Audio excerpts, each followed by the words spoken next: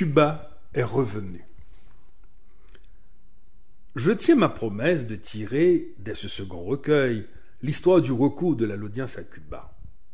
Mon ami de Santiago y tenait mordicus, comme signe d'un temps nouveau à l'horizon, en ce jour où une clameur parcourut tout l'archipel isléen, de la bouche grande ouverte de l'Orénoque à la langue étirée de la Floride. « Cuba est revenu, Cuba est revenu !»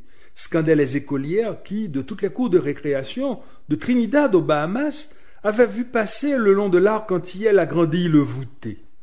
Elle s'en fut chez elle juste à temps pour recevoir la visite du pape en personne. Et voilà qu'avec ce retour, l'audience bâillonnée reprenait immédiatement son droit de parole caraïbe pour dire l'alpha et l'oméga de cette visite dans un raccourci dont seule elle avait gardé en mémoire les tracés secrets. À Jean-Paul II, il manquait ce fleuron à ses campagnes d'évangélisation.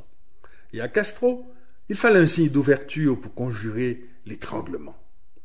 Derrière les pompes de cette double campagne de charme d'un peuple ravi d'être ainsi courtisé, il y avait en coulisses des moments d'âpres négociations dans lesquels les leaders se disputaient les moindres retombées. Ainsi courut le bruit que les deux hommes discutaient du prix de la visite, du donnant-donnant. Déjà que pour la précédente, celle du Premier ministre canadien, un frisson perceptible annonçait que quelques étaux allaient se desserrer, cran par cran. C'était au tour du pape d'obtenir en échange une amélioration de l'ordinaire des Cubains. Le rationnement à un poulet par famille et par mois ne devait plus être qu'un mauvais souvenir des temps durs, des chutes de toutes sortes, murs et rideaux. Il demandait avec insistance au moins 5 poulets par famille et par mois, afin de dépasser la poule au pot du dimanche des paysans français que réclamait en son temps Henri IV. Le pape ne pouvait décemment aller plus bas que le ver galant sans se déjuger.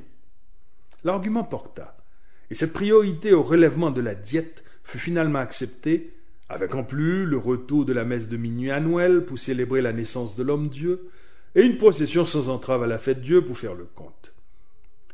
Ceux qui savent à quel marchandage se livrent les hommes de pouvoir, une fois loin des caméras, savent que cette petite passe d'armes était bien anodine.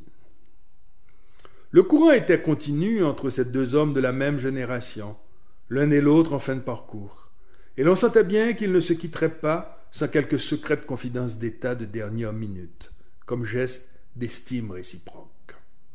Elles eurent lieu, comme souvent, au pied de la passerelle de départ, chuchotées, tête collée. Le pape se pencha.